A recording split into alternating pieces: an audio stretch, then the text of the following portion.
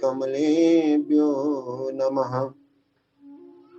योऽन्तः प्रविश्य मम वाच मिमां प्रसुप्तां संजीवयत अखिल शक्तिधरस्वधाम्नाम्। अन्याश हस्तचरणश्रवण त्वगादीन् प्राणान्नमो भगवते पुरुषाय तुभ्यम्। प्राणान्नमो भगवते पुरुषाय तुभ्यम्। सानन्दमानन्द बने वसन्तम् आनन्दकन्दं हृतपापवृन्दैः। वाराणसीनाथ मनाथनाथं श्रीविश्वनाथं शरणं प्रपद्ये। चैतन्यं शाश्वतं शान्तं व्योमातीतं निरञ्जनं नादबिन्दुकलातीतं तस्मै श्रीगुरुवे नमः। सीतारामसमारम्भा रामानन्दाय मध्यमाम् अस्मदाचार्यपर्यन्तं वन्दे गुरुपरम्परां। श्रीहनुमत्चरणकमलेभ्यो नमः। सर्वेभ्यो भक्तचरणकमलेभ्यो नमः। हर हर महादेव नमः। पार्वती पतये हर हर। आदरणीय समस्त सत्संग कथा में जुड़े हुए दिव्य सुधी श्रोताजनों, माताओं एवं देवियों, कुशल संचालक, आज तो हम इन्हें तीर्थ स्वरूप कहेंगे। समस्त तीर्थों का यदि दर्शन न हो तो जो तीर्थों का दर्शन कर आए उन्हीं का दर्शन कर ले तो तीर्थ लाभ प्राप्त हो जाता है। इसलिए इनका हमें तो बड़ा दिव्य दर्शन लग रहा है। अनेक पुरियों में भ्रमण करने के पश्चात जो इनमें ऊर्जा है वो मुझ तक भी आ रही है दर्शन के। लंका का विषय दे दिया है। विषय कोई भी हो, भगवान के विषय की बात चाहे लंका की हो चाहे अयोध्या की हो, सर्वथा कल्याणकारक है। बड़ा सुंदर दोहा है, बहुत ही ध्यान से आज का सब्जेक्ट सुने। प्रगत पाल रघुवंश मनि त्राहि त्राहि अवमोहि। आरत गिरा सुनत प्रभु अभय करे गो तो ही अभय करे गो तो ही। कहने में बड़ा साधारण दोहा लग रहा है, लेकिन बहुत असाधारण है। पहली बात, एक किससे कहा जा रहा है और कहाँ कहा जा रहा है और कौन कह रहा है, इस पर विचार करना चाहिए। आप कहेंगे कि रावण से कहा जा रहा है, लंका में दरबार लगा हुआ है रावण का और अंगद जी कह रहे हैं। बात तो बिल्कुल ठीक है, लेकिन ये बहुत साधारण बात है। इसके मूल में प्रवेश करना होगा। हरि की कृपा से, गुरु की कृपा से। अब इस दोहा का हम साधकों से क्या संबंध है, इस पर चर्चा बड़ी आवश्यक है। हाथ जोड़ करके नम्र निवेदन है कि ये कथा समाधि भाषा में लिखी गई है। जितने भी हमारे सदग्रंथ हैं वे सब समाधि भाषा में है। समाधि भाषा का तात्पर्य है भगवत द्रवित अंतःकरण के माध्यम से। यह शब्द हम लाए हैं, भगवत द्रवित अंतःकरण के माध्यम से लिखी गई है। तो इस लंका की कथा से, इस सूत्र से हमें क्या लाभ है, इस पर विचार करना चाहिए। इस दोहा से थोड़ी सी संकेत कर रहे हैं, फिर जैसी हरि कृपा वैसी व्याख्या। उधर की तो लंका सोने की बनी हुई है, लेकिन कभी कभी अपनी लंका की ओर ध्यान देना चाहिए। अपनी लंका क्या है, अब देखिए उधर की लंका थोड़ा सा देखिए तुलनात्मक। गिरि त्रिकूट ऊपर बसी लंका, तह रह रावण सहज असंका। किससे बात कही जा रही है उसके विषय में थोड़ा। वहां की लंका तो सर्व स्वर्ण से बनी हुई है, सुंदर कांड में बड़ा वर्णन है, परंतु अपनी लंका, यह शरीर रूपी लंका की कथा है। अब जिसने शरीर रूपी लंका में प्रवेश नहीं किया, दर्शन नहीं किया, अच्छा रोग को पहचानोगे नहीं तो भी दवा कैसे लोगे। तो त्रिकूट पर्वत ऐसे समझ लो, ये त्रिगुणात्मक शरीर। यहाँ अंतःकरण की चर्चा है। त्रिगुण से बना हुआ तुम्हारा अंतःकरण, कारण स्थूल और सूक्ष्म, जो त्रिगुण से बना हुआ है, उसकी एक कथा है। उसमें एक रावण रहता है हमारे यहाँ। वो रावण कौन है? रजोगुणी अहंकार ही रावण है। अहंकार रावण है। अच्छा, अहंकार भगवान का ही रूप है, लेकिन इसकी गति लंका की तरफ हो गई है। चित्त वृत्तियों के माध्यम से लंका की जितनी भी क्रियाएं हैं, जितनी भी एक्टिविटीज हैं, उधर ये लग गया है। कौन? ये अंदर वाला जो रावण, जो व्यर्थ का ये अध्यारोप करता है कि मैं ज्ञानवान हूं, मैं श्रेष्ठ हूं, सामने वाला हमसे कम है, ऊंचा है, नीचा है, बड़ा है, छोटा है, पतला है, मोटा है, ज्ञानी है, अज्ञानी है। ये अंदर वाले रावण का स्वभाव है। नहीं मानते हो तो भागवत के 5म स्कंद में इसका दर्शन कर लेना, जड़ भरत जी के माध्यम से। हाँ, यही दशा है। अच्छा, इस रावण रावण को सही दिशा प्राप्त कैसे हो? तो इसके लिए संत की आवश्यकता है। संत माने अंगद, जो राम जी का दूत है वो संत ही होता है।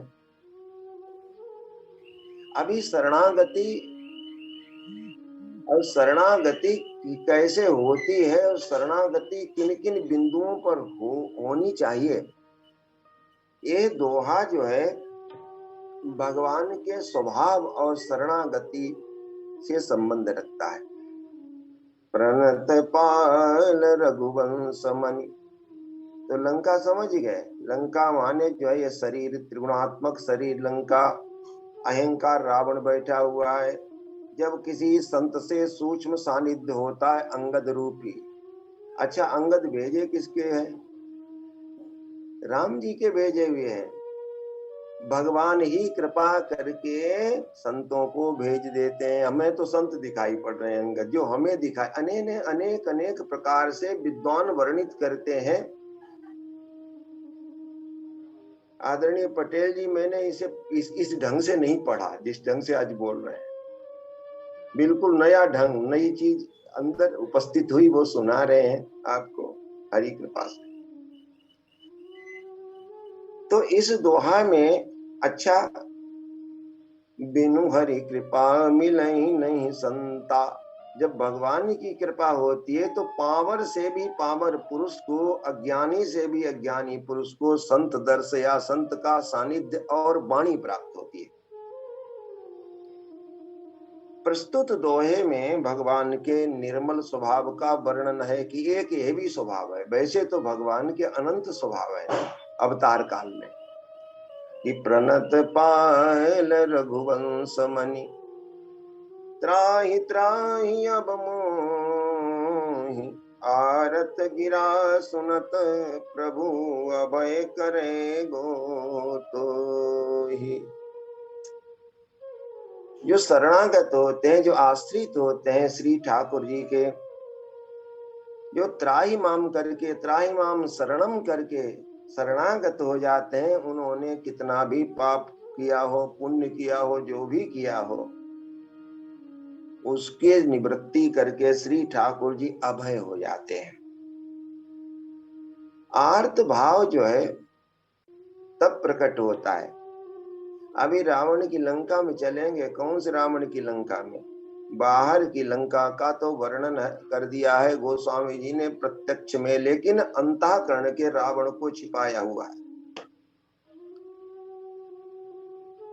एक तो देखो जो आरत जन होते हैं, आरत नाम जपहि भय भारी, मिटहि कुसंकट होहि सुखारी। जिन्हें कहीं सहारा नहीं रहता है, कहीं भी जब आश्रय नहीं दिखाई पड़ता है, कई लोगों को आश्रय नहीं, तब भगवान दिखाई पड़ते हैं। तो किसी को ना, कोई किसी ने नाम का आश्रय ले लिया, किसी ने रूप का आश्रय ले लिया, किसी ने लीला का आश्रय ले लिया, लेकिन आर्त भाव तभी प्रकट होता है जब कहीं सहारा नहीं होता है। अच्छा, तो ये तो आर्त भाव हो गया। अभी इसको और थोड़ा सा विस्तार किया जाएगा। अब जीव अभय कब होता है? देखो भाई, अभय तो तभी होता है जब जीव को अपने निज स्वरूप की अनुभूति हो जाती है। जीव का स्वरूप तो अभय है, उसे कोई भय नहीं, निर्विकार है, निराकार है, अक्लेद्य है, अनाम है, कहां तक कहा जाए, शास्त्रों में वर्णन है। क्योंकि वो परब्रह्म तीन भागों में बटा प्रारंभ में, इसलिए अभय हम बताते हैं। चतुर्थ पद में अभय शब्द आया है, इसका थोड़ा सा विश्लेषण।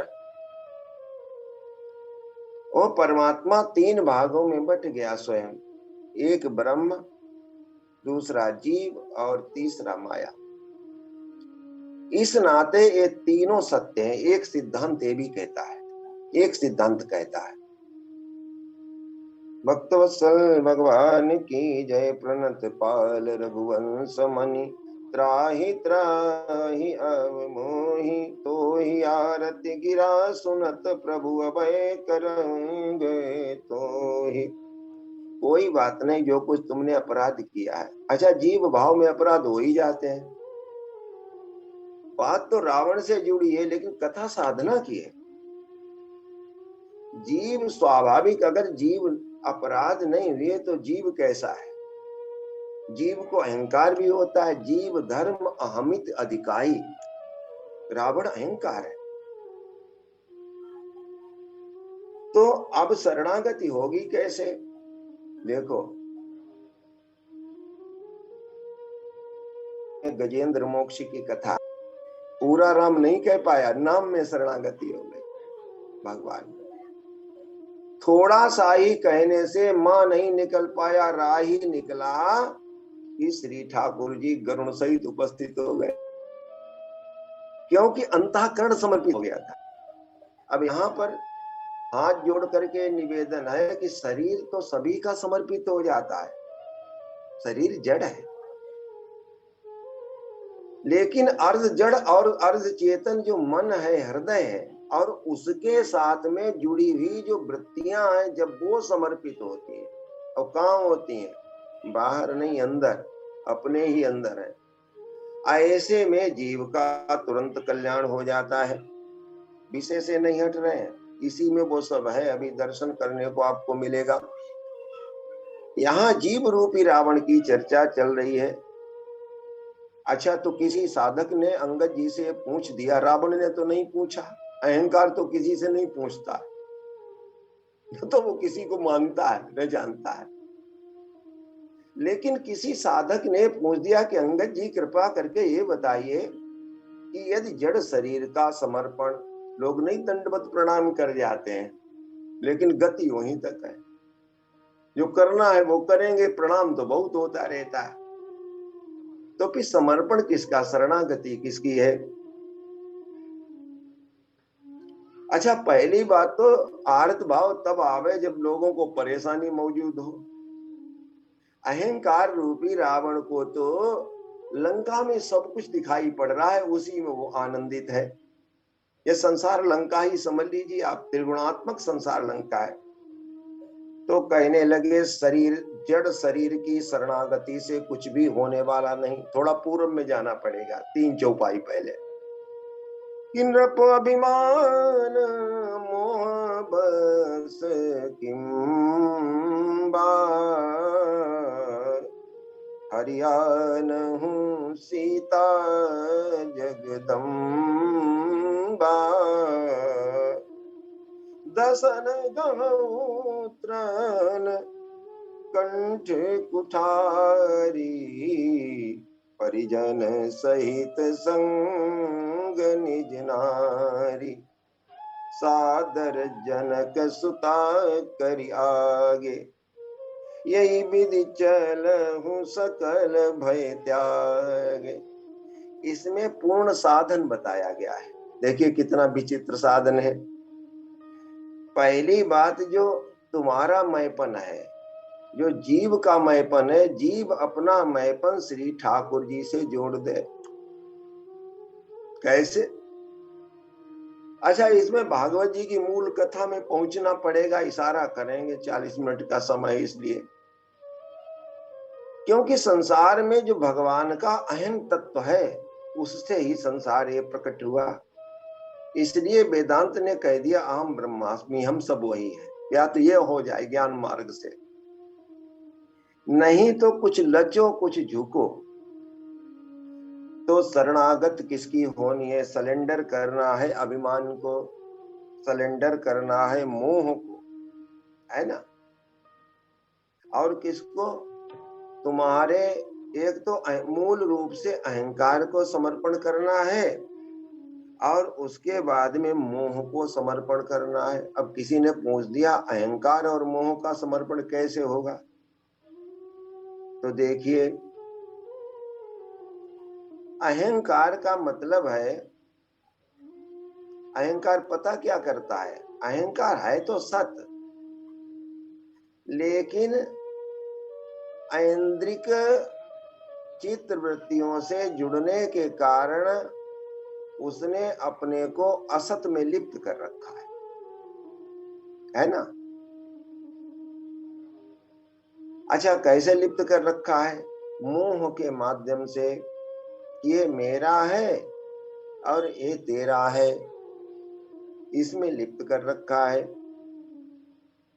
अच्छा, इसीलिए अंगद जी बता रहे हैं, दसन गहु तृण कंठ कुठारी, परिजन सहित संग निज नारी। जो तुम्हारे लोग हैं, पुरजन परिजन जाओ दे, माँ आ तुम्हारी, गई देगी, जा लड़ूंगा फिर। कोई सज्जन चर्चा कर रहे हैं बीच में, उनसे निवेदन है कि न करें। भक्त वत्सल भगवान की जय हो। ये निवेदन है कि ऐसा कुछ नहीं होना चाहिए। एक दिन ये आदरणीय द्विवेदी जी भी ऐसी बात कह रहे थे। दसन कहु तृण कंठ कुठारी, परिजन सहित संग निज नारी। अच्छा, ये जो संसार के लोग हैं जिनसे सत्य संबंध जुड़ा हुआ है, प्रतीत होता है,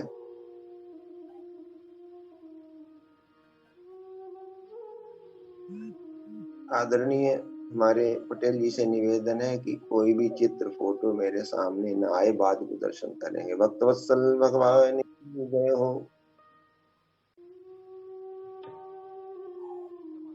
माता पिता, भाई बंधु, पुत्र पुत्री, पुरजन परिजन, घर और परिवार, इनमें ही ममता लगती है। तो समर्पण किसका होना है?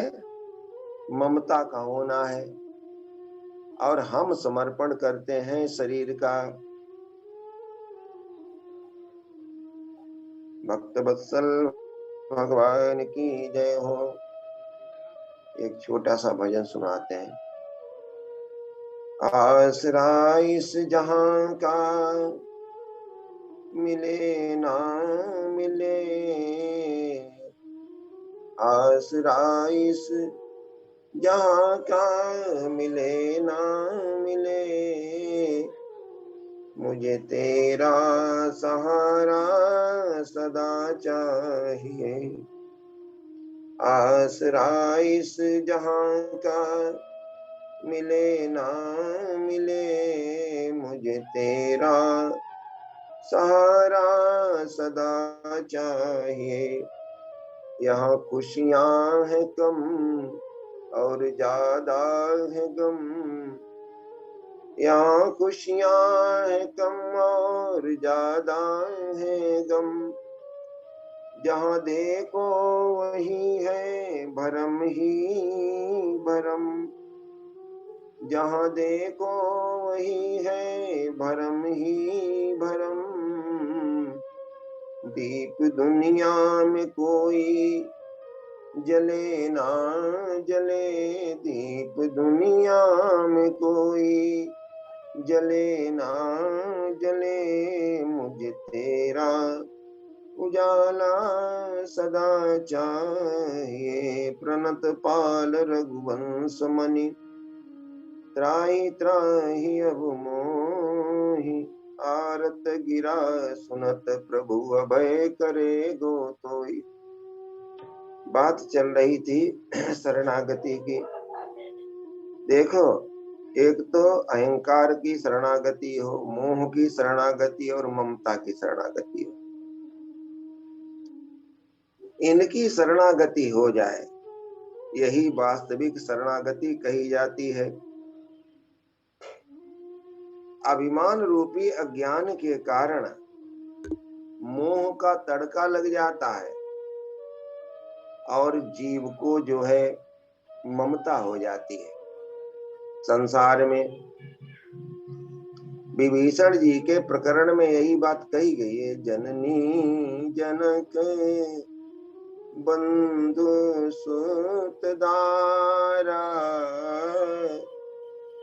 तन धन धाम सुहृद परिवारा,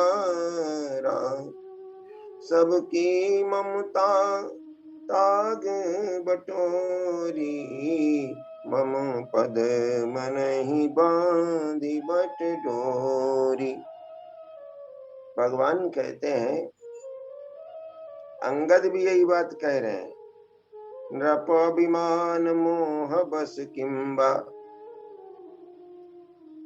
अभिमान मोह और ममता का त्याग करो। ममत्व ठीक नहीं है, महत्व ठीक है, घर परिवार इत्यादि का महत्व होना चाहिए, ममत्व नहीं होना चाहिए।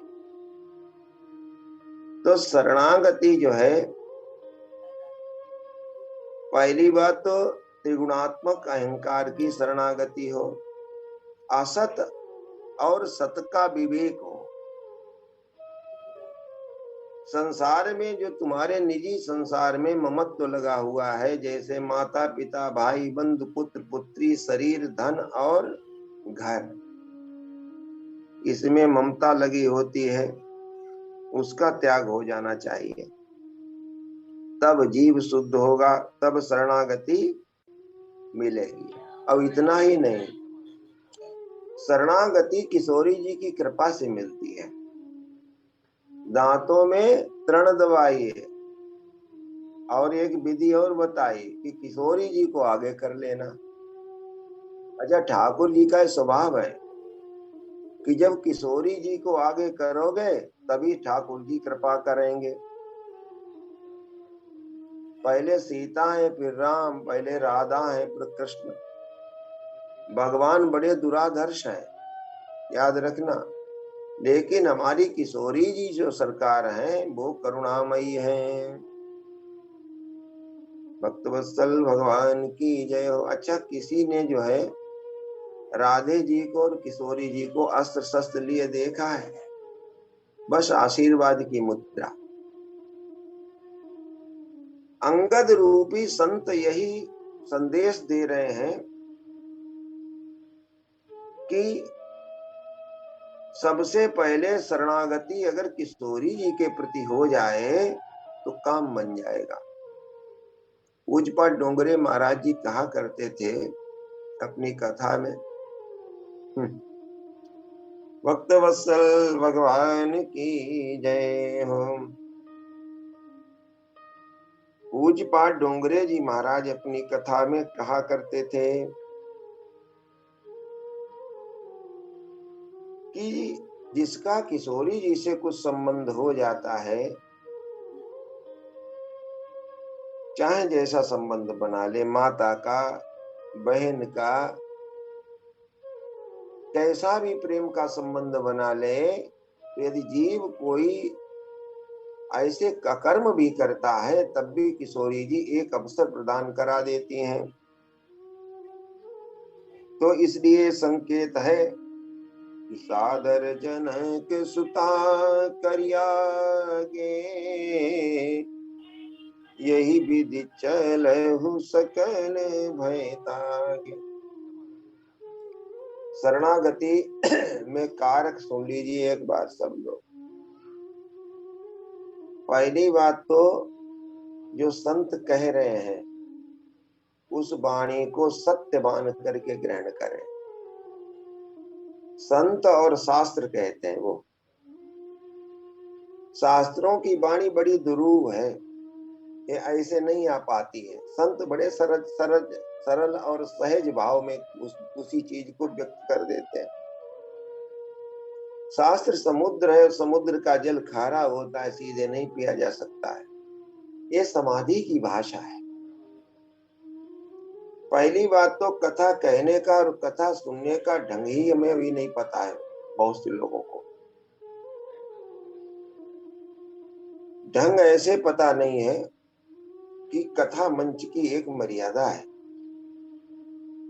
कैसे आसन पर बैठना चाहिए, कैसे ध्यान करना चाहिए, कैसे कहना चाहिए, कथावाचक के पीछे का जीवन कैसा होना चाहिए। ये समस्त शास्त्रों में वर्णन है, मानस में वर्णन है। भुसुंडी रामायण में देख लेना कि काक भुसुंडी जी क्या करते हैं, वो दूसरा काम नहीं करते। आप लोग सब विद्वान हैं। भक्तवत्सल भगवान की जय हो। प्रणत पाल रघुवंश मनित्रा, आरत गिरा सुनत प्रभु अभय करोगे कोई। तो ये रावण की लंका के माध्यम से जो शरीर रूपी लंका है अच्छा, शरीर रूपी लंका 3 भागों में भी बटी हुई है, वहां भी त्रिकूट लंका है। ये शरीर भी त्रिकूट है, एक स्थूल शरीर, दूसरा सूक्ष्म शरीर, तीसरा कारण शरीर। अब देखो, स्थूल शरीर तो हाड़ मांस का बना हुआ है ना। पहले स्थूल जाएगा, स्थूल के साथ में सूक्ष्म और कारण भी पहुंचेगा। धीरे धीरे जब संत शरणागति में जाएगा, कथा के क्षेत्र में जाएगा, तो कितना भी अंदर अभिमान हो वो धीरे धीरे गलने लगता है। कथा में और संत की वाणी में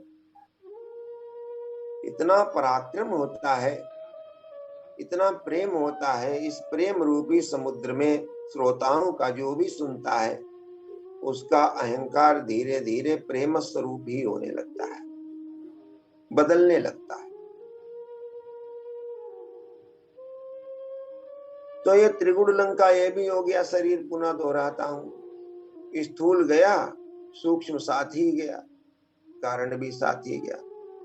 सूक्ष्म शरीर के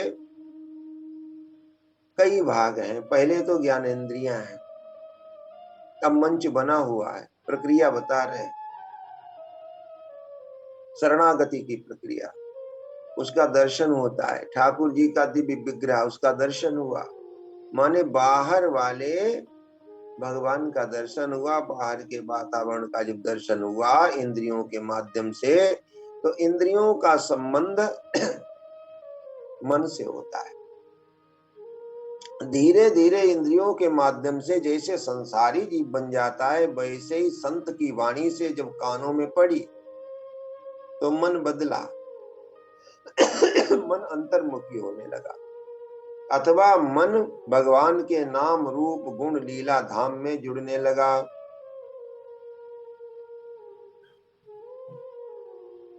श्री राम जय जय राम, श्री राम जय जय राम, जय सिया राम जय सिया राम।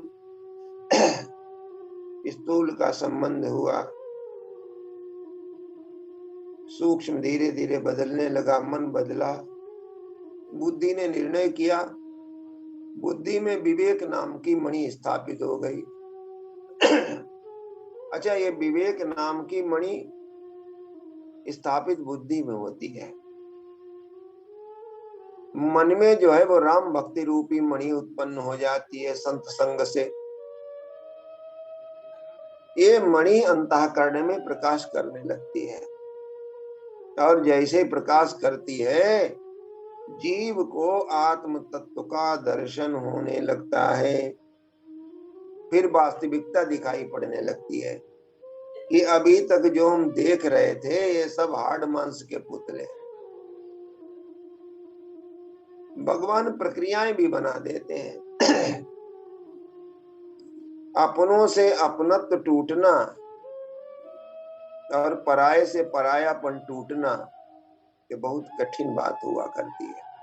लेकिन भगवान की कृपा से और संतों की कृपा से, अंगद जैसे संत हो तो कुछ भी असंभव नहीं है। भक्त वत्सल भगवान की जय हो। अब देखो, अपनेपन और परायपन का खेल, ममत्व का खेल बताएं। ये राग और द्वेष, ये दोनों खतरनाक है। द्वेष भी खतरनाक है, राग भी खतरनाक है। जैसे आप कहीं किसी सभा में बैठे हुए हैं और आपके आसपास पर्याप्त स्थान है, और कोई व्यक्ति आ जाता है जिससे कोई परिचय नहीं है, तो आपको एक झिझकी आने लगती है, अरे भाई थोड़ा हटके बैठो। उसके बाद में भीड़ बढ़ गई, लेकिन 15 साल पुराना कोई इष्ट मित्र आ गया। दूर से ही कहते हो भाई आ जाओ। सामने वाला कहता है कि भैया तुम्हारे पास तो जगह नहीं है, हम कहाँ बैठेंगे। अरे जगह सब हो जाएगी जगह। जबरदस्ती बुलाते हो, पास बिठाते हो, जगह पर्याप्त न होने के कारण वह व्यक्ति घुटने पे बैठ जाता है। आप पे भार भी, अच्छा पहले वाला व्यक्ति घुटने पर नहीं बैठता, वो टच भी नहीं करता, लेकिन उससे आपको थी परेशानी। लेकिन अगला व्यक्ति जो आया केवल इसलिए कि आपने इंद्रियों से उसे देखा था, इसलिए ही परेशानी बन गई। ये क्या है? थोड़ी देर के मिलने से असत से इतना राग हो जाता है, इस राग के कारण ही द्वेष उत्पन्न हो जाता है, और यही जीव भाव है। इसी को ममत्व कहते हैं। ममत्व जो बहुत दिन से चिरकाल तक हम अपने साथ रहते हैं, उनसे ममत्व जुड़ता है। अब जिन्हें इंद्रियां नहीं देखती हैं, अगर वो कहीं क्रिया में बाधा तुम्हारी करते हैं तो उनसे द्वेष हो जाता है। अब मन तो वही है, लेकिन इंद्रियों ने जिससे संबंध रखा उससे प्रीति हो गई, शेष लोगों से द्वेष हो गया। अंगद जी कहते हैं कि क्या करिएगा, भगवान की शरणागति ऐसे नहीं मिलेगी। शरीर से तो तुम जाइए ही, लेकिन हृदय अपना बदल लीजिए। लप अभिमान मोह बस किंबा कथम, अभिमानम कथम मोहम कथम। इस कारण मोह और अभिमान कहते हैं, करते हैं। मोह का परिणाम तो सदा ही दुख है।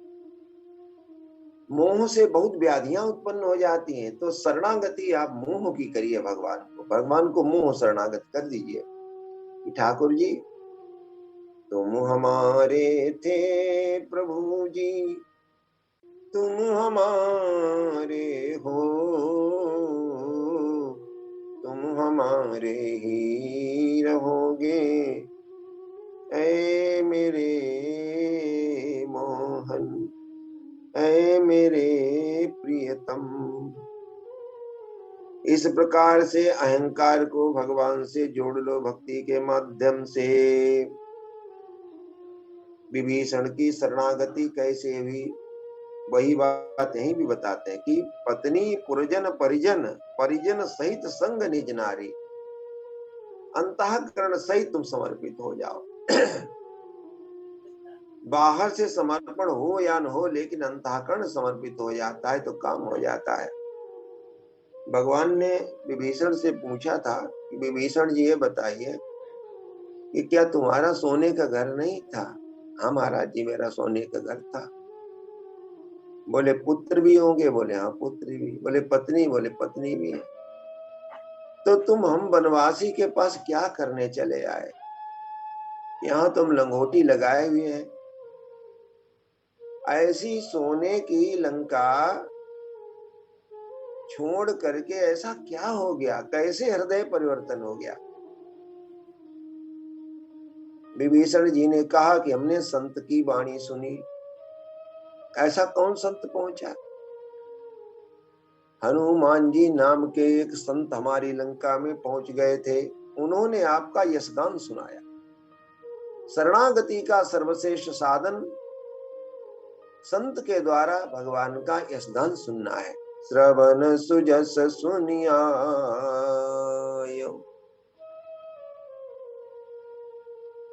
अंगद जी भगवान की महिमा सुनाते हैं, भगवान का प्रताप सुनाते हैं, भगवान का स्वभाव सुनाते हैं। स्वभावा अनुवर्तन्ते जीवा। अंगद जी कहते हैं हे रावण, भगवान का एक स्वभाव है कि वो आर्त जिनकी रक्षा करते हैं और अपना लेते हैं।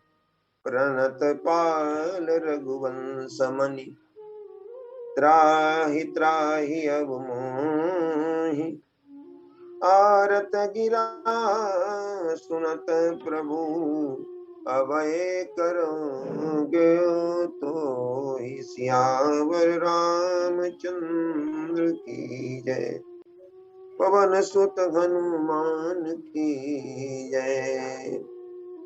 सीताराम जय सीताराम, सीताराम जय सीताराम, सीताराम जय सीताराम। मानव शरीर त्रिगुणात्मक लंका है, इससे संबंधित थोड़ी सी बात बता दी, क्योंकि इसमें फार्मूला है, इससे पहले थोड़े से उन्हीं का थोड़ा सा छुआ, पूर्ण नहीं छू पाया, क्षमा करेंगे। श्री राम जय राम।